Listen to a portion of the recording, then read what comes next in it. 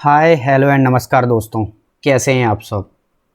आज हम शुरू कर रहे हैं अपनी वोकैब का लेक्चर, जिसमें मैं आपको बताऊंगा कि आपको अपनी वोकैबुलरी कैसे इंप्रूव करनी है। कुछ लोगों ने कमेंट किया था कि वोकैब के लिए कुछ बताइए, कैसे वोकैबुलरी को इंप्रूव करते हैं। तो क्लोज टेस्ट की तो अपनी जैसे कि आपको पता ही है कि सीरीज़ चल रही है, और यदि किसी ने उसकी एक भी वीडियो देखी है तो उसे भरोसा हो जाएगा कि मैं इस वीडियो में क्या बताने जा रहा हूँ और वो आपके लिए हेल्पफुल रहेगा या नहीं रहेगा। जो भी पहली बार इस चैनल पे कोई भी वीडियो देख रहा है तो उसे इस लेक्चर के बाद भरोसा हो जाएगा कि मैं क्या बताने जा रहा हूँ। और फ्रेंड्स, एक बात और, मैं जो भी आपको बता रहा हूँ वोकैब के लिए, मैं इस बात की गारंटी लेता हूँ कि मैं आपको जो तरीका बता रहा हूँ, यदि आपने ये अप्लाई किया और आपने यदि इसे ईमानदारी से फॉलो किया, इस शब्द पे ज़रा ध्यान देना, ईमानदारी से। ये नहीं कि मैंने बता दिया और आपने बस 2-4 दिन किया, मन हुआ, और अगर काम नहीं किया, वो अच्छा नहीं लगा तो छोड़ दिया और फिर आप बोलने लगे कि नहीं इम्प्रूवमेंट नहीं हुआ। ईमानदारी से इसे आपने फॉलो किया, गारंटी लेता हूँ आपकी वोकैब इंप्रूव होगी, आपके मार्क्स इंप्रूव होंगे, और तरीका मैं आपको बताऊँगा। तो फ्रेंड्स, ये जो लेक्चर है ये पूरी तरह से डेडिकेटेड है एसएससी के लिए। एसएससी का कोई भी एग्जाम, सीजीएल, ओसीएचएसएल, एमटीएस, जीडी, जिसमें इंग्लिश का पोर्शन आता है और उसमें वोकैब आता है, तो ये आपकी वहाँ हेल्प करेगा। एनडीए, सीडीएस वगैरह क्यों नहीं बोल रहा मैं, क्योंकि उसका जो इंग्लिश का लेवल है वो एसएससी से थोड़ा ऊपर है, तरीका भी थोड़ा अलग होगा। लेकिन यहाँ केवल मैं एसएससी कवर कर रहा हूँ, इसलिए ये एसएससी के लिए है, इसके लिए अलग से कभी देखेंगे। तो फ्रेंड्स, चलते हैं आगे। अब मैं स्टार्ट करता हूँ कि आपको अपना वोकैब कैसे इंप्रूव करना है। चलिए, तो फ्रेंड्स, अब हम आ गए अपने इस स्क्रीन पे। यहाँ पे लिखा हुआ है 3 पिलर्स ऑफ इंग्लिश। तो सबसे पहले मैं आपको बताता हूँ कि इंग्लिश के वो 3 पिलर्स क्या हैं जिस पे पूरी की पूरी इंग्लिश टिकी हुई है। कोई भी एग्जाम बना रहा है, सीडीएस, एनडीए, एसएससी का या कुछ भी, इंग्लिश केवल 3 ही चीज़ों पे बेस्ड है। वो 3 चीज़ें आपको बता देता हूँ। तो फ्रेंड्स, पहली चीज़ है वोकैब, दूसरी चीज़ है आपकी ग्रामर,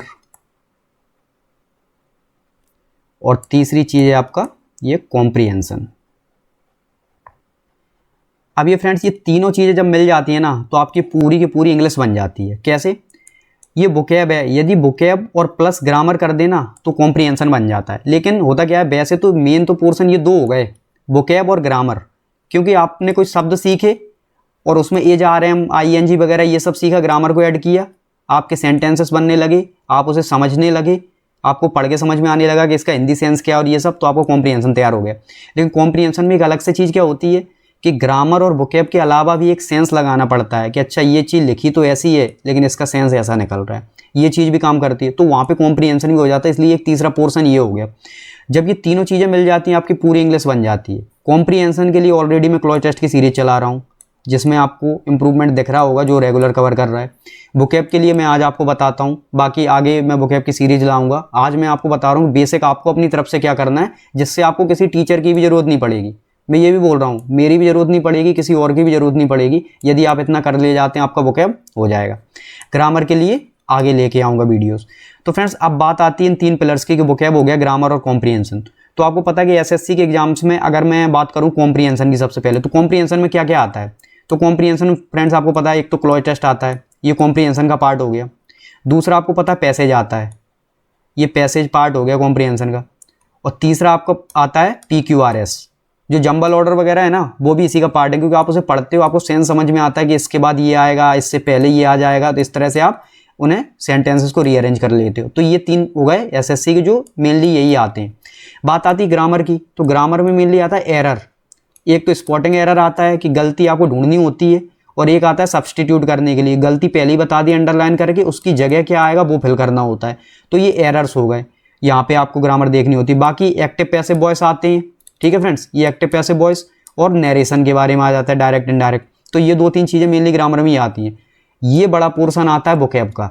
अब वोकैब नाम तो ये छोटा सा है, कीवर्ड तो छोटा है, वोकैबुलरी या वोकैब, लेकिन इसके अंदर क्या क्या आता है। तो फ्रेंड्स, आपको पता है, इसके अंदर एंटोनिम आते हैं, इसके अंदर सिनोनिम आते हैं, ये मैं हटाता हूँ। इसके अंदर फ्रेंड्स, आपको पता है, यहाँ पे वन वर्ड सब्सटीट्यूशन आते हैं, इसके अंदर ईडियम्स आते हैं आपके, ठीक है। इसके अंदर यहाँ पे फ्रेजेस आते हैं, और आपका मिसस्पेल्ड वर्ड भी इसी में आता है कि जो स्पेलिंग लिखी है उसमें क्या गलती है क्या नहीं। होमोनिम्स या होमोफोन भी आपने देखे होंगे प्रीवियस क्वेश्चंस में, तो ये होमोफोन हो गए या होमोनिम, तो ये भी आते हैं कि जो सुनने में सेम लगते हैं उनका अर्थ क्या निकलता है, ये सब हो गए।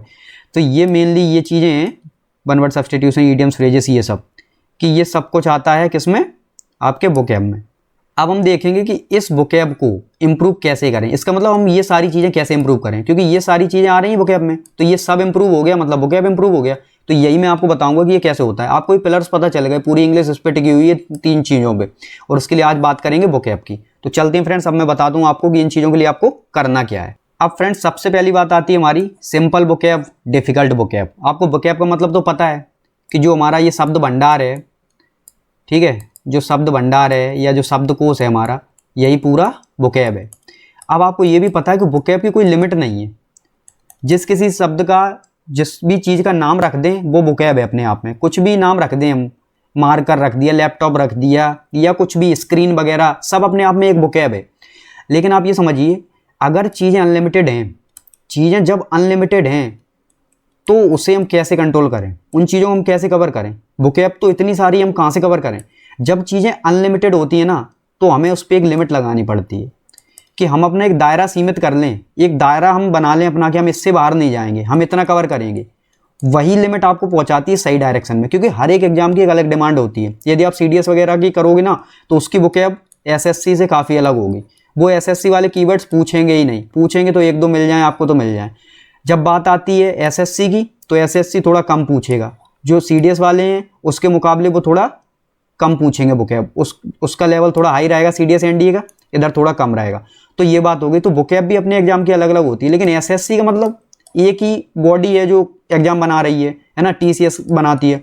तो वो क्या करेंगे, उनके पास वही सेम वोकैब हैं, उन्हीं को उठा उठा के रखेंगे कि ये वाला सीजीएल के लिए, ये सीएचएसएल के लिए, लेकिन उस पर कोई स्टाम्प नहीं लगा हुआ है कि नहीं ये हमें सीजीएल में ही रखना है, ये सीएचएसएल में ही रखना है। वो एक फिक्स हो गई ना बॉडी। एसएससी, एनडीए वगैरह कौन कराता है, यूपीएससी कराता है। तो ये बॉडी, उसका वोकैब अलग है, उसे पता है कि हमें किस लेवल का पूछना है और क्या करना है। तो एसएससी के लिए आपको क्या करना है कि उनका एक लेवल बना हुआ है और उन्हें अपना दायरा पता है कि हमें यहीं से पूछना है। जब वो 1-2 शब्द अलग से पूछते हैं, तो मैं आपको एक चीज़ बताता हूँ कि जब आप कहोगे कि वोकैब डिफिकल्ट भी आती है, वोकैब सिंपल भी आती है, तो फ्रेंड्स मेरी तरफ से मैं बताऊं, कोई भी वोकैब सिंपल नहीं होती, कोई भी वोकैब डिफिकल्ट नहीं होती। हम किस लेवल पे खड़े हैं, हम बताएंगे कि वो वोकैब डिफिकल्ट है या वो सिंपल है। आप कैसे बताओगे, वो आप ऐसे बताओगे। देखना, मैं आपको कुछ एग्जांपल्स देता हूं। जैसे मैंने यहाँ पे लिखा फ्रेंड्स, ये वाला कीवर्ड देखना, मैंने लिखा है यहाँ पे मोनेटाइजेशन। मैंने ये मोनेटाइजेशन लिख दिया। अब फ्रेंड्स आप ये बताओ, 2016-17 में जब ये मोनेटाइजेशन नहीं हुआ था, क्या उससे पहले आपको मोनेटाइजेशन का मतलब पता था? मैं इस बात को गारंटी के साथ कह सकता हूँ, बहुत कम लोगों को इसका मतलब पता होगा मोनेटाइजेशन का। लेकिन 2016-17 में जैसे ही नोटबंदी हुई, और हो सकता है अभी भी कुछ लोगों को ना पता हो, ठीक है, कोई बड़ी बात नहीं है, लेकिन मैं क्या बता रहा हूँ, आप इस चीज़ को समझना, मैं समझाना क्या चाह रहा हूँ कि 2016-17 में जब नोटबंदी हुई, तब सभी लोगों ने सुना कि नोटबंदी हो गई, नोटबंदी हो गई। कई न्यूज़ में आया कि डिमोनेटाइजेशन हो गया, डिमोनेटाइजेशन हो गया।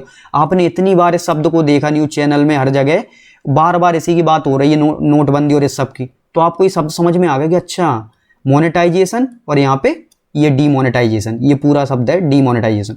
तो आपको ये समझ में आ गया कि अच्छा इसका मतलब ये होता है। अब ये शब्द आपके लिए इतना आसान हो गया कि अब कभी भी कोई भी बात कर दे इसकी डीमोनेटाइजेशन की, तो आप बोल दोगे कि अच्छा इसका मतलब नहीं पता आपको, ये तो डीमोनेटाइजेशन मतलब नोटबंदी होता है। तो अब वही वोकैब आपके लिए हो गई सिंपल, जो वोकैब आपके लिए 2016-17 से पहले थी डिफिकल्ट। तो ये आपने सिंपल और डिफिकल्ट जज किया, क्यों? क्योंकि फ्रेंड्स सिंपल और डिफिकल्ट वोकैब का सिर्फ एक ही सिद्धांत है कि वो वोकैब आपके आम बोलचाल की भाषा में है या नहीं।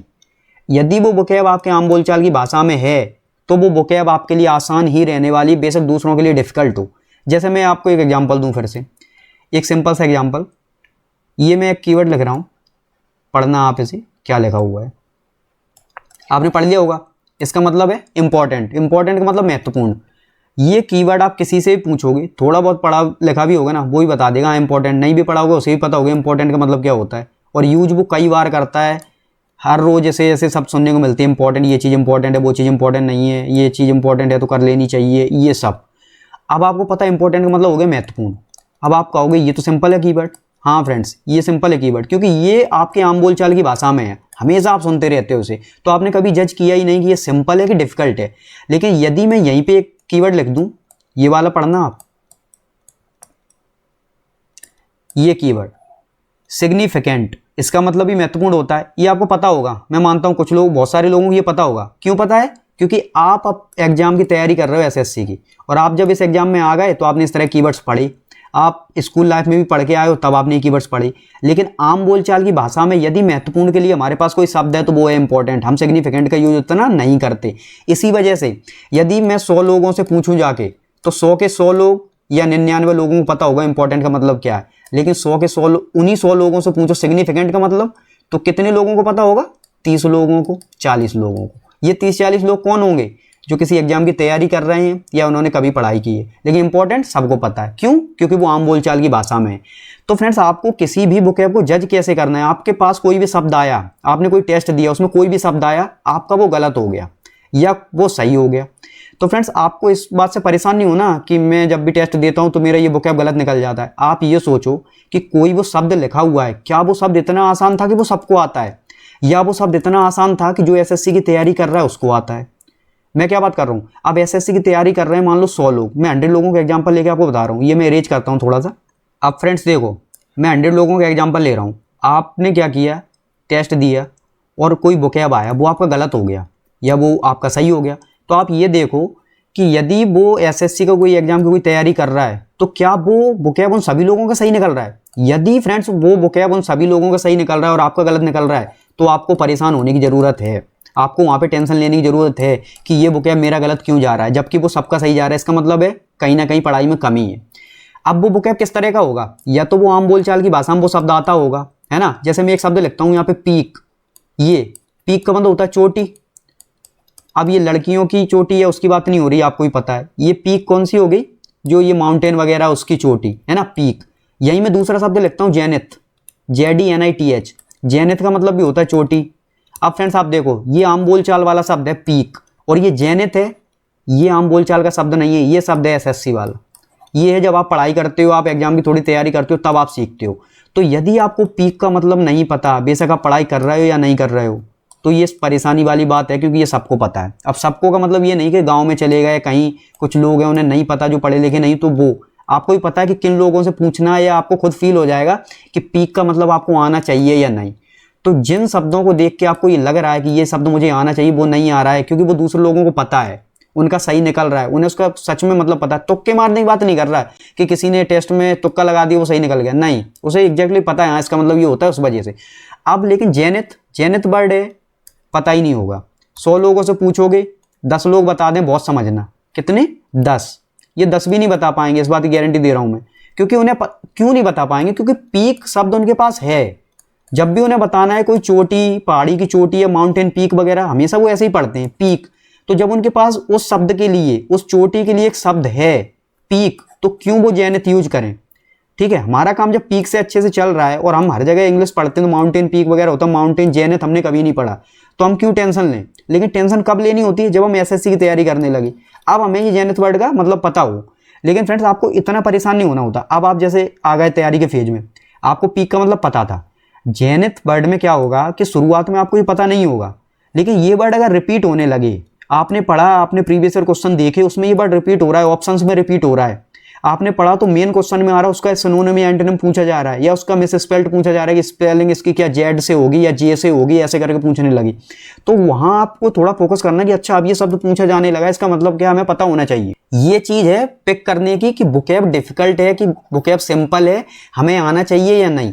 अगर आपका गलत निकल रहा है तो परेशान मत होइए, ये देखिए ये हमें आना चाहिए या नहीं। अब आपको पता चला कि हेल्प, HELP, हेल्प, आपको हेल्प का मतलब नहीं पता, तो आपको खुद शर्म लगेगी कि हेल्प का मतलब नहीं पता मुझे, जबकि इसका मतलब होता है मदद करना या मदद, और ये सबको पता है।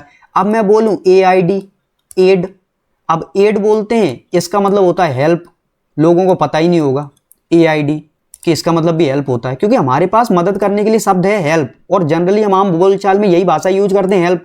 अगर हम हेल्प कहीं ऐसी जगह चले जाएं जहां इसके लिए मदद के लिए शब्द यूज होता हो एड, तो उन्हें हेल्प अजीब लगेगा और उन्हें एड पता होगा, ऐसा है। तो बात ये है कि हमारी सबसे पहले ऐसे जज करो आप अपने आप को कि जो आम बोलचाल के शब्द हैं वो मुझे आते हैं कि नहीं, मुझे इंपॉर्टेंट का मतलब पता है कि नहीं, मुझे हेल्प का मतलब पता है कि नहीं। आप कहोगे ये तो बहुत ही सिंपल वोकैब बता दी, ये फ्रेंड सिंपल वोकैब है, लेकिन आप ये तो समझो, जैसे कि सिंपल वोकैब की बात की जाती, तो मैं आपको एक एग्जाम्पल देता हूँ।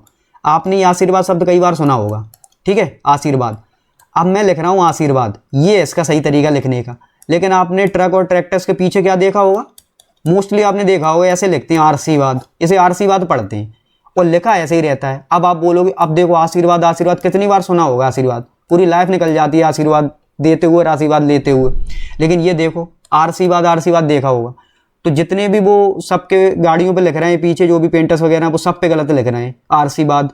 तो ये बात आप समझो कि जो चीज़ बहुत आसान लग रही है जरूरी नहीं कि वो दूसरे लोगों के लिए आसान हो या आपके लिए आसान है। आपको आसान लग रही है, कुछ लोगों की डिफिकल्ट हो सकती है, लेकिन आप पहले ये तो समझो कि हाँ आपको सिंपल चीज़ें आ रही हैं। सबसे पहले आपको परेशान उन चीज़ों के लिए होना है जो चीज़ें सबको आ रही हैं। अब आप कर रहे हो एग्जाम की तैयारी, अब देखो आपको क्या करना है। अब जो सिंपल बुक है वो तो हो गया कि चलो ये चीज़ हमें आनी चाहिए, पीक हेल्प ये सब शब्द। अब इसके हेल्प के लिए एड बना हुआ है तो ये हम एग्जाम के साथ सीखेंगे। पीक के लिए जेनेथ बना हुआ है, ये हम एग्जाम के साथ सीखेंगे। इंपॉर्टेंट के लिए सिग्निफिकेंट बना हुआ है, ये हम एग्जाम के साथ सीखेंगे। लेकिन इतना तो आना चाहिए, इतना तो हम रोजाना के जीवन में सुन रहे हैं, तो ये पहला काम है हमारा। ये मैंने आपको बता दिया, जो चीज़ें आप रोजाना सुन रहे हैं पढ़ रहे हैं इतना तो आना चाहिए। अब जैसे एक बात है, आज के टाइम पे इंस्टा वगैरह और यूट्यूब ये सब चल रहा है, तो आपने पहले कभी रील्स का नाम नहीं सुना होगा, लेकिन जब से आप इंस्टा वगैरह चलाने लगे या आपने इंस्टा को इतना सुना, दूसरों से सुना, तो आपको रील्स का मतलब पता चल गया कि अच्छा रील्स ये शॉर्ट वाली वीडियोस होती हैं 30 सेकंड 1 मिनट वाली। अब आपको यूट्यूब से शॉर्ट्स के बारे में पता चल गया, पहले शॉर्ट्स के बारे में पता नहीं था। क्यों? क्योंकि अब ये शब्द आपके आम बोलचाल की भाषा में आ गए, और जब तक ये नहीं थे तब तक आपको ये शब्द नहीं पता था। कोई अचानक आपके सामने लेके आता, बोलता है बताओ रील का मतलब क्या होता है, तो आप बोलते कि रियल तो सुना था, ये रील क्या होता है ये है। लेकिन अब कोई पूछे आगे तो आप हंस दोगे, उस पर कहोगे रील्स का मतलब नहीं पता आपको, इतना इंस्टा चलाते हो या कुछ भी किसी से बोल दोगे, आप खुद बोलोगे ये। तो ये आपको समझ में आ रहा है कि जो बात आपके दिनचर्या में आ गई, जो शब्द आपके बोलचाल में आ गए, वो कितने भी कठिन बने रहे वो तो आपके लिए हो गए आसान। अब 1-2 एग्जाम्पल्स और सुनिए क्या समझाना चाह रहा हूँ आपको। जैसे मैंने आपको लिखा, एक शब्द लिख रहा हूँ, पहले तो फ्रेंड्स आपको ये होगा कि इसका प्रोनाउंसिएशन भी डिफिकल्ट लगेगा, आप पढ़ोगे तो समझ में नहीं आएगा क्या पढ़ें इसे। तो इसे पढ़ते हैं रेंडेवो, रेंडेवो पढ़ लो या रेंडेवू पढ़ लो। अब इसका मतलब क्या होता है फ्रेंड्स पता है? Meeting place. इसका मतलब होता है मिलने की जगह, कोई भी मीटिंग प्लेस हो, एक ऐसी जगह जहाँ लोग मिल सकें, सही जगह हो, पार्क वगैरह कुछ भी। तो ये अब जब हमारे पास इतना बढ़िया शब्द है मीटिंग प्लेस, यहाँ जगह का भी मतलब आ गया और मिलने का भी आ गया, तो हम रेंडेवू क्यों यूज करें? तो जानबूझ के चीज़ों को डिफिकल्ट क्यों बनाना जब हमारे पास आसान चीज़ें हैं और आराम से काम हो सकता है। लेकिन जब तक ये शब्द एसएससी के एग्जाम्स में नहीं आ रहा तब तक तो हमारा ये काम चल ही रहा है, हम यहाँ से पढ़ते हैं, यही चीज़ हम बोलते हैं और इसी तरह के इंग्लिश हम पढ़ते हैं। लेकिन जब ये शब्द कीवर्ड्स उसमें आने लगे, प्रीवियस ईयर्स में आने लगे, ऑप्शंस में आने लगे, तब हमें नहीं छोड़ना इसे, तब हमें अच्छे से पढ़ लेना है। इसका ये भी देख लेना कि जेड आता है कि बी आता है, यहाँ पे बी आता है कि भी आता है, यहाँ जे आता है कि जेड आता है, ये सब। तो इस तरह से तैयारी करनी होती है आपको। तो मेरा जो मेन फोकस है ना, जो मैं आपको समझाना चाह रहा हूँ, वो सिर्फ इतना है कि सबसे पहले ये देखो कि जो शब्द आम बोलचाल में है वो आपको आ रहे हैं कि नहीं, और दूसरा ये देखो कि जो एसएससी के एग्जाम्स में प्रीवियस ईयर्स में जो चीज़ें आ रही हैं वो आपको आती हैं कि नहीं। प्रीवियस ईयर में आपको कितना डेप्थ में पढ़ना है, ये कोई मजाक नहीं है जो मैं बता रहा हूँ, ये मजाक नहीं है कि मैंने बोला कि एसएससी में जो प्रीवियस ईयर में आ रहा है वो, ये आपके लिए इतना हेल्पफुल रहेगा कि आपको वोकैब की टेंशन ही खत्म हो जाएगी, और आप यहाँ से इतनी वैल्यू एडिशन कर ले जाओगे, आपका क्लोज टेस्ट इंप्रूव हो जाएगा, पूरा का पूरा क्लोज टेस्ट आपको समझ में आने लग जाएगा, मार्क्स इंप्रूव होंगे, आपके एंटोनिम सिनोनिम बनेंगे, आपके वन वर्ड सब्स्टिट्यूशन जो है सब काम होने लगेगा। कैसे? अब इसके अंदर मैं बताता हूँ कि जब आपके पास प्रीवियस ईयर पेपर आएगा तो आपको बुकैब उसमें छांटनी कैसे, उसे पढ़ना कैसे। मैंने आपको इंपॉर्टेंस बता दी कि आपको बुकैब को कैसे फील करना है, कि आम बोलचाल की भाषा के शब्द आपको आते हैं कि नहीं, पहली चीज़ वो है। और दूसरा एसएससी के प्रीवियस ईयर में जो क्वेश्चन आ रहे हैं, उनके जो ऑप्शंस आ रहे हैं वो आपको आते हैं कि नहीं, उनका अगर आपको सबका मतलब पता चल गया तो समझ लो आपकी बुकैब कंप्लीट होने लगी और आपका काम हो गया। अब एक चीज़ और सुनो, इतना हो जाने के बाद ये अरेंज करता हूँ मैं। जब फ्रेंड्स आपको बुकैब का ये सब समझ में आ गया, मैं आपको एक बात और बताऊं, आपने मान लो कोई टेस्ट दिया, आपने एक्चुअल एग्जाम दिया मान लो, और वहाँ मान लो 10 बुकैब आई जिसमें एंटोनिम पूछा, सिनोनिम पूछा, वन वर्ड सब्स्टिट्यूशन पूछा, सब पूछ लिया, और आपका कोई एक क्वेश्चन जो है ना वो गलत हो गया। जो मैंने चीज़ें बताई उससे आपके 9 सही हैं, और आपको कोई एक क्वेश्चन गलत हो गया, आपको उसका मतलब नहीं पता, वो गलत हो गया, और आपने फिर बोला कि मैंने जो तरीका बताया आपको कि आप ऐसे बुकैब करो, प्रीवियस ईयर से करो, और दूसरा आपको आम बोलचाल की जो भाषा है वो शब्द आपको आने चाहिए, वो करो। वो भी कैसे करना मैं बताऊंगा आगे आपको। लेकिन मैंने आपको बताया उसके बाद भी एक क्वेश्चन ऐसा आ गया, 2 क्वेश्चन ऐसे आ गए, मान लो कि आपके वो गलत हो गए या आपको नहीं आया, आपने छोड़ दिए, आप उनके लिए परेशान हो रहे हैं, आप कह रहे हो कि बताओ जो तरीका बताया वो भी काम नहीं कर रहा। पहली चीज़ आप ये पॉजिटिविटी देखो कि आपके 8 क्वेश्चन बने सीधे के सीधे, 2 क्वेश्चन गलत हुए या 2 क्वेश्चन आपने छोड़े। अब मैं आपको बताता हूँ, जरा आप यही 2 क्वेश्चन दूसरों से पूछ के देखना क्या उनसे बने।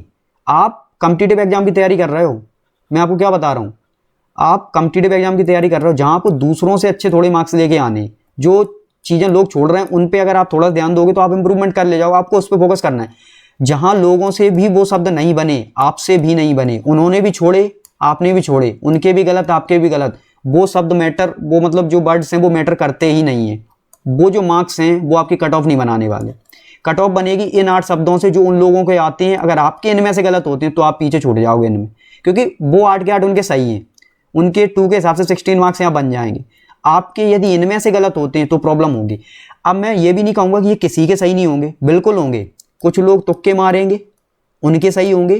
कुछ लोगों को एग्जैक्टली मतलब पता होगा क्योंकि उन्होंने मेहनत की है। जो मेहनत करेगा वो कर ले जाएगा इनमें से। ऐसा तो है नहीं कि नहीं किसी से भी नहीं बनेंगे, लेकिन ये जो बनेंगे ना वो होंगे 1 से 2 लोग। कितने में से? 100 में से। 100 में से 1 से 2 लोग, 1000 में से 8-10 लोग।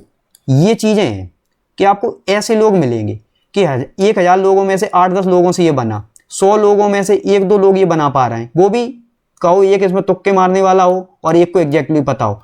ये चीज़ बता रहा हूँ। जैसे मैंने एग्जाम्पल आपको दिया ये रेंडेवो वाला, अगर ये आ जाए और इसका वो पूछ ले यहाँ पे कि मीटिंग प्लेस वगैरह ये ऑप्शंस दे दें, तो ये मैं कह सकता हूँ ये बहुत से लोगों को नहीं पता होगा। कितने को पता होगा? जिन्होंने पहले प्रीवियस ईयर पे फोकस किया होगा, उन्होंने मेहनत की होगी, उन्होंने जब भी ये शब्द आया होगा तो उसे फाइंड किया होगा, अच्छा इसका मतलब क्या, तो उन्हें पता होगा और ध्यान में भी रखा होगा। वरना इतना याद आएगा हाँ कहीं तो पढ़ा था, कुछ तो इसका मतलब था, और इतना टाइम होता नहीं है सोचने का, एग्जाम निकल जाता है। तो ये चीज़ है। तो आपको परेशान उन शब्दों के लिए होना जो सबको पता है, या जो 50% लोगों को पता है, जो 30% लोगों को पता है, क्योंकि एग्जाम की तैयारी में यही चीज़ें मैटर करती हैं। वो मैटर नहीं करता कि जो सिर्फ ऐसे शब्द, इतने कठिन शब्द जो सिर्फ 1 लोग को पता है, 1-2 लोगों को पता है, बाकी सब तुक्के मारने या उन्हें छोड़ के आ रहे हैं पता नहीं। तो आप ये जज करिए कि ये शब्द ही कठिन है, ये हमारे आम बोलचाल की भाषा में है नहीं, ये एग्जाम में पहले कभी आया नहीं है, कहीं से भी उठा के रख दिया। अब आप खुद समझो, आप कितनी भी बुकैब कर लो, आप किसी भी बुक से कर लो, आपने 10,000 एंटोनिम कर लिए, 10,000 सिनोनिम कर लिए, किसी काम के नहीं है ये। क्योंकि जब एग्जाम में पूछा जाएगा ना, याद ही नहीं आ रहा। क्वेश्चन पढ़ के लग तो रहा है कि हाँ कहीं पढ़ा था, इसका कुछ मतलब होता है, एग्जैक्टली पता ही नहीं, क्योंकि समझ ही नहीं आ रहा क्या कहाँ मिक्स हो गया। ये चीज़ है। जब आप इस तरह से पढ़ते हो ना कि आपको जो शब्द डेली यूज में आ रहा है वो पता है, आपको EID एड आपको पता है, ये भी उतना कठिन शब्द नहीं है। क्यों? अब क्यों कठिन नहीं है? क्योंकि एग्जाम में इतनी बार आ गया। यदि आपने थोड़ी बहुत भी तैयारी कर रखी है तो अब ये जो शब्द है ये भी आसान होने लगा आपके लिए। ये मोनेटाइजेशन, डिमोनेटाइजेशन, ये भी आसान होने लगा। अब मैं बात करूँ यहाँ पे लॉकडाउन की बात कर लूँ मैं। जब तक कोविड नहीं आया था, लॉकडाउन का मतलब नहीं पता था किसी को कि ये ताला नीचे हो गया, ऐसा ही कुछ शब्द है, ताला नीचे हो गया। ये ताला नीचे क्या है मतलब? लेकिन अब सबको पता है, बच्चा बच्चा जानता है, जिसने कोविड का जो फेज है वो देखा, उसे पता है लॉकडाउन का मतलब क्या होता है। तो ये मतलब है कि कौन सी बुकैब आपके लिए आसान हो सकती है, जो आपकी लाइफ में आ गई। जो बुकैब आप जिस फेज में आ गए, आपको रील्स का मतलब पता चल गया, आप उस फेज में आ गए तो आपको पता चल गया ये सिंपल हो गया बुकैब आपके लिए। ये है चीज़। बाकी जिस फेज में आप नहीं आए वो बुकैब अभी भी आपके लिए कठिन है। जो लॉ वगैरह की तैयारी करते हैं उन्हें कॉन्स्टिट्यूशन वगैरह ये सब डेप्थ में पता होते हैं कि ये चीज़ क्या है। और हमें कॉन्स्टिट्यूशन का कितना मतलब पता होगा कि संविधान होता है, इसका मतलब इतना पता है, थोड़ा बहुत और जान लिए। तो ये चीज़ है कि आप किस फील्ड में जा रहे हो, उस हिसाब से बुकैब डिसाइड होती है। और बाकी जो आम बोलचाल के शब्द हैं वो सबके लिए सेम है, वो ऐसे फील्ड से डिसाइड नहीं होते कि नहीं ये आपको आना ही चाहिए और वो सब। तो ये आपको समझ में आना चाहिए कि जो चीज़ सबको आ रही है वो तो आनी ही चाहिए, और जो चीज़ें एग्जाम में आने लगी हैं, रिपीट होने लगी हैं, वो हमें डेफिनेटली आनी चाहिए। इतना कर लेने से आपका जो बुकैब है ना 99% कवर है। 1% क्यों नहीं है कवर? क्योंकि हर बार वो एग्जाम में नया शब्द देंगे ही देंगे, क्योंकि वो एग्जाम को इतना रिपीटेटिव नहीं बनाएंगे कि हर बार वही शब्द रख दिए, फिर तो कुछ नया करने को रह ही नहीं जाएगा। जो मेहनत कर रहे हैं उनके लिए भी तो कुछ हो कि हाँ उन्होंने मेहनत की तो वो 1% में वो लोग भी आए। आप भी करोगे तो आप ये भी कर ले जाओगे, ये जो क्वेश्चन रह जाएगा 1-2 ये भी बन जाएंगे। तो ये चीज़ है।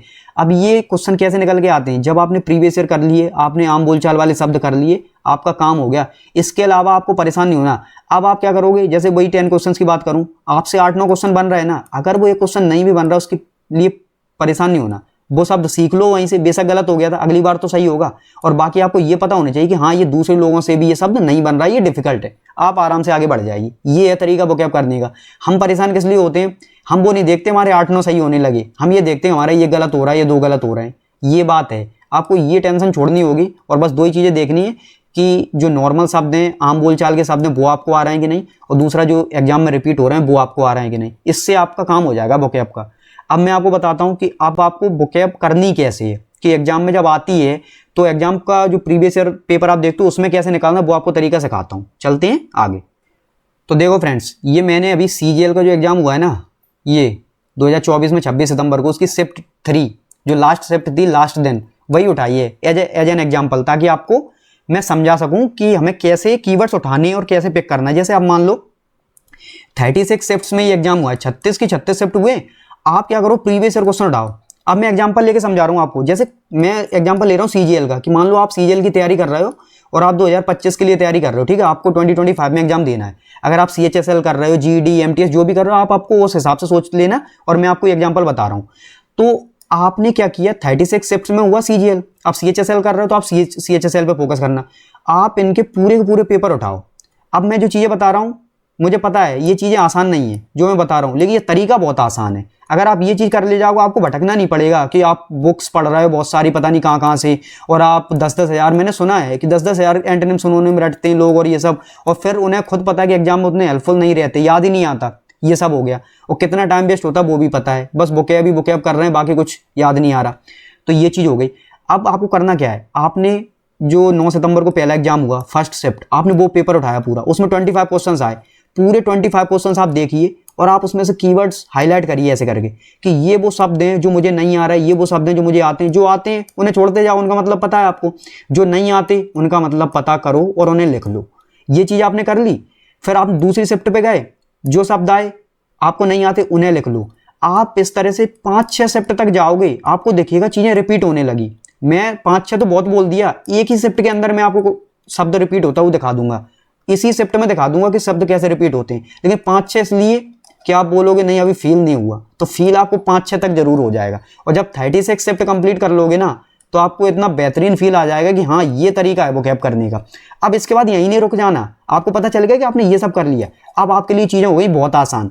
अब आप जाइए 2023 वाले पेपर पे, किसके, CGL के, और CGL के 2023 वाले पेपर में जितनी भी शिफ्ट में एग्जाम हुआ उसे उठाइए, सारी शिफ्ट्स मिल जाएंगी और उनमें आप 2023 वाले उठा लो। 2023 में क्या मिलेगा आपको कि आपने देखा वही कीवर्ड्स रिपीट हो रहे हैं जो 2024 में आए थे। अब सब कीवर्ड्स तो एक ही साल में रिपीट हो नहीं जाएंगे और आगे होंगे, तो आप देखोगे क्या होगा कि आपने यदि मान लो यहाँ से 100 शब्द सीखे, मैं एग्जांपल दे रहा हूँ कि 2024 से आपने 100 शब्द सीखे, तो आपको देखिएगा कि 2023 में कम से कम 40 से 50 शब्द रिपीट हो गए। तो ये जो जब आप यहीं पे सीख के आ गए थे तो यहाँ दोबारा सीखने की जरूरत नहीं है, तो यहाँ आपको 40-50 नए शब्द मिल गए, ये वाले 2023 में नए मिले। जब 23 और 24 दोनों के जुड़ जाएंगे ना, तो 2022 में आप जाओगे ना, तो आपको पता चलेगा केवल आपको 10 से 20 नए शब्द मिले। ये चीज करते करते अब आपको पता है 2022 से पैटर्न चेंज हो गया, तो 22, 23, 24 3 साल का उठा लो, आप 3 साल के पेपर उठा लो, आपका काम हो जाएगा CGL के वोकैब का। और करना कैसे वो पूरा टेस्ट अभी बताऊंगा इसमें। अब जब आपका CGL का हो जाए, फिर आपको लगे आपने टेस्ट दिया, आपको पता चल रहा है कि अच्छा वोकैब, और अब आपको पता है SSC ही और एग्जाम्स करा रही है, अब आप जाइए CPO पे, क्योंकि CGL के नीचे CPO का एग्जाम आएगा, सिलेक्शन पोस्ट का एग्जाम आएगा, CHSL आएगा। बस आपको कुछ नहीं करना वोकैब के लिए, प्रीवियस ईयर क्वेश्चन इस तरह से उठाते जाइए, उन पे आप वोकैब देखते जाइए, जो आपको नहीं आ रहा है नोट करते जाइए, जो वोकैब है वो रिपीट होते चली जाएंगी और आपके लिए काम कम होता चला जाएगा। पहले हर एक शब्द नया लगेगा, फिर आपको पता चलेगा अच्छा ये सब तो पहले लिख चुके हैं, ये पता चल गया है, फिर आपको आगे और नए शब्द मिलेंगे, फिर आपको पता चलता जाएगा, आगे चलते चलते चीज़ें इतनी आसान हो जाएंगी। लेकिन ऐसा नहीं होगा कि कभी आपको फिर नया शब्द मिलेगा ही नहीं, नहीं, वोकैब का कोई अंत नहीं है, अनलिमिटेड है। लेकिन आप उस लेवल पे पहुंच जाओगे कि हाँ, जिस तरह से आपने क्लॉज टेस्ट देखा होगा कि मैं वोकैब वगैरह थोड़ा बता देता हूँ, क्योंकि मेरा तरीका यही है, मैं भी ऐसे ही करता हूँ, वोकैब इसी तरह से कंप्लीट करता हूँ। मैं ये नहीं करता कि एंटोनिम रट लिया मैंने, किसका एंटोनिम ये होगा, जैसे मैंने देखा है एडवर्सिटी का रटने लग गए प्रॉस्पेरिटी, नहीं, हमें कैसे करना होता है, मुझे केवल एडवर्सिटी पे फोकस करना है कि एडवर्सिटी का मतलब क्या होता है। एडवर्सिटी का मतलब होता है कि विपत्ति, विपदा, संकट की स्थिति, और प्रॉस्पेरिटी का मतलब होता है कि हम फल फूल रहे हैं, समृद्धि आ रही है। तो मैं केवल इसका मतलब पता करता हूं। जब मेरे सामने एडवर्सिटी आ जाएगा एंटोनिम या सिनोनिम में, और मेरे सामने प्रॉस्पेरिटी आ जाएगा, और मुझे इसका मतलब पता होगा कि एडवर्सिटी का मतलब होता है संकट या विपत्ति, और मुझे प्रॉस्पेरिटी का मतलब पता है समृद्धि, और वो मेरे से पूछे विलोम, क्योंकि एंटोनिम का मतलब विलोम, तो क्या मैं इसे टिक नहीं कर पाऊंगा। लेकिन हम कैसे रटते हैं, एडवर्सिटी और हाथ रख लिया बगल में और फिर देखा हमने प्रॉस्पेरिटी, ऐसे रटोगे कभी याद नहीं रहेगा वोकैब, कभी काम नहीं आएगा, क्योंकि क्वेश्चन में आएगा एडवर्सिटी और हम वहाँ पे याद करते रहेंगे। हम वहाँ पे जब टेस्ट दे रहे हैं हम बैठ के सोचेंगे अच्छा एडवर्सिटी पढ़ा तो था, उसका पता नहीं क्या था, प्रॉस्पेरिटी पी से कुछ था, बस यही सोचते रहेंगे और आंसर नहीं निकलने वाला। तो ये तो मैंने सिंपल एग्जांपल देके बता दिया कि इस तरह से, जैसे मैं आपको बताऊं कि मैंने एक चीज़ लिख दी यहाँ पे गुड, मैंने यहाँ पे लिख दिया बेल, और मैंने यहाँ पे लिख दिया फाइन। जैसे हम बोलते हैं I am fine, I am well, I am good, तीनों सही है। तीनों का मतलब होता है अच्छा, गुड का भी मतलब अच्छा, फाइन का भी मतलब अच्छा, और बेल का भी मतलब अच्छा। लेकिन फ्रेंड्स अगर इन चीज़ों को आप ऐसे रटने लगे ना कि गुड का सिनोनिम होता है बेल, गुड का सिनोनिम होता है फाइन, फाइन का सिनोनिम होता है बेल, फाइन का सिनोनिम होता है गुड, चीज़ें इतनी कठिन हो जाएंगी आपके लिए कि जिसका कोई हिसाब नहीं रहेगा। लेकिन आपको ये पता है गुड का मतलब होता है अच्छा, बेल का भी मतलब होता है अच्छा, फाइन का भी मतलब होता है अच्छा। मुझे कुछ नहीं पता, मुझे तो केवल इन शब्दों का हिंदी मतलब पता है। बाकी जब भी ये लिख के आएंगे मुझे पता है जब तीनों का मतलब अच्छा ही होता है, तीनों सिनोनिम ही तो होंगे, इसमें कौन सी नई बात है। जब इसका मतलब होता है संकट या विपत्ति और इसका मतलब होता है समृद्धि, तो ये विलोम ही तो होंगे, ये सेम कहाँ से होगा, इसमें कौन सी बड़ी बात है। तो ये आपको पता चल गया, आप तुरंत एंटोनिम निकाल दोगे, तुरंत सिनोनिम निकाल दोगे। आपको हेल्प का मतलब पता है मदद, आपको एड का मतलब पता है मदद, जब दोनों का मतलब मदद और उसमें पूछे सिनोनिम तो आप तो सीधा टिक कर दोगे, उसमें कौन सी बड़ी बात है। ये चीज़ आपको फील करनी है, ये नहीं कि हम हेल्प लिख लिया और उसके सामने हमने लिख लिया एड, और हमने और भी चीज़ें लिख ली कि अच्छा हेल्प का मदद करना, और बताओ और क्या क्या चीज़ें होती हैं, ये सपोर्ट करना और ये सब, तो हमने लिख लिया कि अच्छा एक सपोर्ट करना और ये भी हो गया सिनोनिम। तो सिनोनिम तो बहुत बनाए जा सकते हैं, क्योंकि सिनोनिम उसके जैसा शब्द और जैसा में तो उसके जैसा सेंस किसी ने भी दे दिया, और भी चीज़ें लिखते चले जाएंगे हम। तो आपको ये समझना है हेल्प का मतलब मदद, एड का मतलब मदद, सपोर्ट का मतलब भी मदद जैसा ही हो गया। तो ये जब भी आएंगे सेम सेंस दे रहे हैं, ये सिनोनिम का काम करते हैं। सिनोनिम पूछा जाएगा तो सिनोनिम टिक कर देंगे, एंटोनिम पूछा जाएगा तो इसे काट देंगे, ये बात है। अब मैं इरेज करता हूं और आप फाइनली आपको सिखाता हूं कि मैंने आपको सब बता दिया कि आपको कैसे करना है। अब आप जाओगे प्रीवियस ईयर पेपर्स पे और उन्हें आप कैसे करोगे, और मैं भी एक पीडीएफ आपको डाल दूंगा अपनी उस पर टेलीग्राम चैनल पे। ये जो अभी 2024 में सीजीएल का हुआ है वो पीडीएफ आपको पूरी मिल जाएगी, उसमें आप देख लेना इंग्लिश का पोर्शन आपको कैसे करना है। ये इरेज कर देता हूँ मैं। अब देखो फ्रेंड्स, अब जैसे ये क्वेश्चन आप देखो 25 क्वेश्चन आपको मिलेंगे टीयर 1 में जो होते हैं, तो मैं बताता हूँ आपको पढ़ना कैसे। मैं कैसे करता हूँ, मैं इसमें आने वाला एक भी शब्द नहीं छोड़ता, क्योंकि क्वेश्चन आपको ये दिख रहा है, आप इसे बुकैब के पॉइंट ऑफ व्यू से देखोगे ही नहीं, क्योंकि आपको लगेगा कि इसमें हमें सब्स्टिट्यूट करना है, ये तो एरर है और हमें तो बुकैब पढ़ना है। लेकिन आप फ्रेंड्स ये भी तो देखो, ये जो सब कुछ लिखा है क्या ये बुकैब नहीं है, या अगेन वगैरह ऑफ वगैरह क्या ये बुकैब नहीं है। बस गलती हमसे यही होती है कि यदि मैं आपको प्रीवियस ईयर बता भी दूं, जैसे मैं बोल देता कि आप प्रीवियस ईयर से पढ़ो, तो आपको समझ में नहीं आता किया कैसे जाता है। मैं जो तरीका बता रहा हूँ आपको ऐसे ही करना है, फिर देखना है इंप्रूवमेंट। आपको ये करना है सिलेक्ट। अगर आपको सिलेक्ट का मतलब नहीं पता तो आपको लिखना है कि सिलेक्ट का मतलब क्या होता है। आपको लगेगा ये कौन पूछता है, ये पूछते हैं। अगर आपको मतलब पता है तो छोड़ दो। सिलेक्ट का मतलब आपको पता है चुनना, कि जो चीज़ें 10 चीज़ें लिखी उसमें से एक चीज़ सिलेक्ट कर ली, चुन ली उसमें से, तो आपको ये कहीं नहीं लिखना, क्योंकि आपको इसका मतलब पता है। जब भी आएगा आंसर टिक कर दोगे, नहीं भी आएगा तो उससे कौन सा आपको नुकसान होने वाला है, लेकिन अगर आ गया तो नुकसान ही नुकसान हो जाएगा। ये चीज़ हो गई। फिर मैं पढ़ता हूँ वर्ड का मतलब शब्द हो गया, सेगमेंट का मतलब। अब ये चीज़ आपको हर बार मिलेगी जितने भी टेस्ट उठाओगे। एक बार देख लिए सेगमेंट का मतलब क्या होता है, टुकड़े होते हैं। जैसे पूरी एक चीज़ है उसके ये टुकड़े कर दिए, तो ये टुकड़ा, ये सेगमेंट हो गया। सब्स्टिट्यूट का मतलब अब आपको पता है, ये आपको पता होना चाहिए, सब्स्टिट्यूट। क्योंकि ये जो कीवर्ड है ना, ये एंटोनिम में पूछ लेंगे, सिनोनिम में पूछ लेंगे, मिसस्पेल्ड वर्ड में पूछ लेंगे, कहीं से भी पूछ लेंगे। जबकि ये क्या, ये केवल क्वेश्चन की लैंग्वेज है। आप तो कहोगे मेन क्वेश्चन तो ये लिखा है, ये रहा, लेकिन मैं इन पे भी ध्यान देता हूं। अगर मुझे सब्स्टिट्यूट का मतलब नहीं पता है तो मुझे पता होना चाहिए, क्योंकि जब ये सब्स्टिट्यूट का मतलब ही नहीं पता और ये बार बार एसएससी यहाँ पे लिख के दे रहा है, तो हम क्या करेंगे, यहाँ पे हम सब्स्टिट्यूट करेंगे कि पता नहीं क्या करने लग जाएंगे। जब हम होमोनिम और होमोफोन फाइंड करते हैं, हमें होमोनिम का मतलब ही नहीं पता ये होता क्या है, हमें होमोफोन का मतलब ही नहीं पता होता क्या है। जब मेन क्वेश्चन में जो बात कही गई है हमें वही नहीं पता, तो हम फाइंड क्या कर रहे हैं, हमें कैसे पता होगा। तो वो उसके बहुत ज़्यादा चांसेस है गलत ही जाएगा। ये मैं कह रहा हूँ आपसे। तो आपको इसका सब्स्टिट्यूट का मतलब पता हो, और सिर्फ मतलब ही पता ना हो, आपको ये पता हो कि सब्स्टिट्यूट का मतलब क्या होता है, कि एक चीज़ लिखी हुई उसकी जगह पे हमने उसे रख दिया, रिप्लेस कर दिया। सब्स्टिट्यूट का मतलब ये होता है रिप्लेस करना, कि कोई जैसे मान लो यहाँ पे कोई बैठा हुआ था, उसकी जगह हमने किसी और को बैठा दिया, तो उसे हटा दिया, तो ये रिप्लेस कर दिया, उस व्यक्ति से हमने इसे रिप्लेस कर दिया। जैसे क्रिकेट में क्या होता है कि किसी ने एक ओवर डाला, अगला ओवर लेके दूसरा बॉलर आ गया, तो उस बॉलर को जो ओवर डाल रहा था उसे रिप्लेस करके नया बॉलर आ गया ओवर डालने, तो ये होता है रिप्लेस। तो ये चीज़ समझ में आ गई। और ब्रैकेट वगैरह आपको पता है, आप जल्दी से इसे पढ़ोगे, करेक्ट पता है, कंप्लीट पता है, सेंटेंस पता है, मीनिंग का मतलब पता है। ये सब पढ़ते हुए आप आगे गए और आपको पता चला मीटिंग, मीटिंग का भी मतलब पता। अब ए का मतलब, अब अबे का मतलब आपको पता होना चाहिए, दूर, है ना, दूर होता है। डायरेक्टर वगैरह मूवी का हो या कुछ भी हो, ये सब हो गया। तो फ्रेंड्स इतना आसान है। यहाँ से आपको कीवर्ड क्या मिले, अगर आपको सब्स्टिट्यूट का मतलब नहीं पता, पहले मतलब पता करो, उसे लिख लो, और इसके स्पेलिंग पे भी ध्यान देना, क्योंकि एसएससी स्पेलिंग पूछता है। कौन सा शब्द लिख देगा आपको भी नहीं पता, आपको लगेगा ये तो बहुत आसान चीज़ बता रहे हो, सब्स्टिट्यूट, ये कौन पूछता है। तो मैं आपको एक एग्जाम्पल देता हूँ, आपको फील हो जाएगा। एग्जाम्पल क्या है फ्रेंड्स, ये मैंने क्या लिखा ये प्रेफरेंस लिस्ट। एग्जाम का फॉर्म भरने से लेके सिलेक्शन होने तक ये शब्द इतनी बार यूज होता है, लेकिन इस शब्द का मतलब नहीं पता बहुत लोगों को, इस शब्द की स्पेलिंग नहीं पता बहुत लोगों को। आप भरोसा नहीं करोगे, एसएससी ने कई बार ये शब्द पूछा है, इसकी स्पेलिंग पूछ ली एसएससी ने, इसे ऑप्शंस में दे दिया एंटोनिम सिनोनिम में। आप प्रीवियस ईयर उठा के देख लेना, आपको ये शब्द मिल जाएगा। 2023 वाला उठा लेना, 24 वाला देख लेना, और अभी आप पढ़ोगे, मैं अभी इसी में दिखा दूंगा आपको कि ये शब्द कितनी बार और कैसे आता है। तो ये प्रेफरेंस लिस्ट, जब आप एग्जाम का फॉर्म भरने जाते हो तो आपसे सेंटर पूछा जाता है कहाँ एग्जाम देने जाते हो, तो उसमें प्रेफरेंस भरना पड़ता है कि पहला नंबर ये, दूसरा ये, तीसरा ये। फिर उसके बाद सिलेक्शन हो जाए तो आपको लोकेशन भरनी पड़ती है कि आप जॉब कहाँ लेना चाहते हो, वो सब होता है मार्क्स के हिसाब से। आपको जॉब की भी प्रेफरेंस भरनी पड़ती है, लेकिन प्रेफरेंस का मतलब पता नहीं होता हमें, मतलब पता नहीं होता। एक चीज़ ये स्पेलिंग भी पता नहीं होती कि ई आएगा कि ए आएगा, और एसएससी यहीं पे पूछता है, यहाँ गलती करवाता है, ई की जगह पे ए लगा के दे देता है। ये चीज़ें हैं फ्रेंड्स। तो बताओ, ये प्रेफरेंस जब इतनी बार बोलते हैं हम खुद इतनी बार सुनते हैं, तब नहीं पता। सब्स्टिट्यूट तो हम क्या ही बोलते हैं, हम तो रिप्लेस बोल देंगे उसकी जगह पे। तो ये आपको समझ में आ रहा है कि हल्के मत देना किसी चीज़ को, जो शब्द रिपीट हो रहे हैं आराम से उन्हें कर लो, मार्क्स आपके इंप्रूव हो जाएंगे। हम उन्हीं चीज़ों को छोड़ देते हैं जो चीज़ें आसान है, हम उन चीज़ों के पीछे भाग रहे हैं। जैसे ये जैनत है, ये वर्ड के पीछे, और वो सबसे बड़ा शब्द तो मैंने जो रेंडे वो बताया, ये सब ये मैंने ये लिखा, हम इनकी चीज़ पीछे भाग रहे हैं कि मुझे ये नहीं आता, ये नहीं आ रहा। आप पहले इसकी जगह मीटिंग प्लेस, इन सब को तो सीखो, ये तो आना चाहिए कि ये आता हो। ये जेनिथ से पहले हमें पीक का मतलब तो पता हो, उसके बाद अगर जेनिथ कीवर्ड्स रिपीट हो रहा है प्रीवियस ईयर में तो ये पता हो। तो ये चीज़ है फ्रेंड्स, आपको ये समझ में आना चाहिए।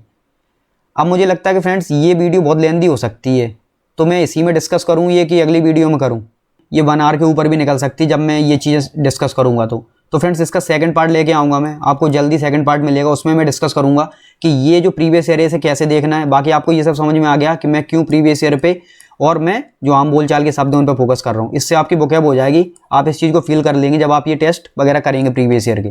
और ये मैं सेकंड पार्ट जल्दी लेके आऊँगा। चलिए फ्रेंड्स, मिलते हैं अगली वीडियो में, तब तक के लिए पढ़ाई करते रहें, मुस्कुराते रहें। धन्यवाद।